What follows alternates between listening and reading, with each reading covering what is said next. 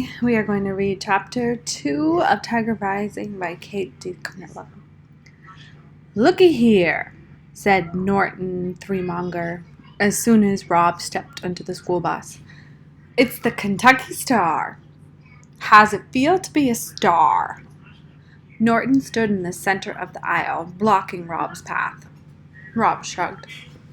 "Oh, he don't know," Norton called to his brother. "Hey, Billy, he don't know what it's like to be a star." Rob slipped past Norton.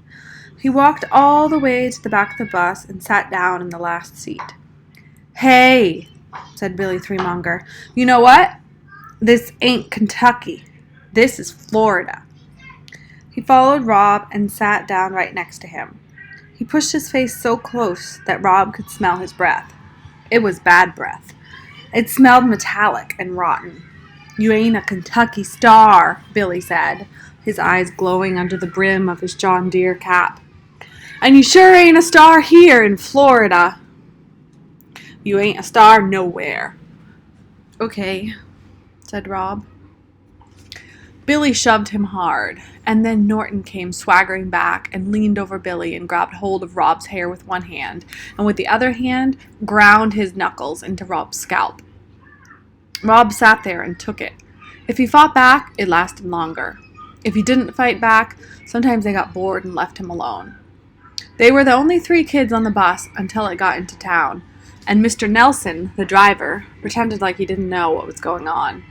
He drove staring straight ahead, whistling songs that didn't have any melody. Rob was on his own, and he knew it. "He's got the creepin' cud all over him," said Billy.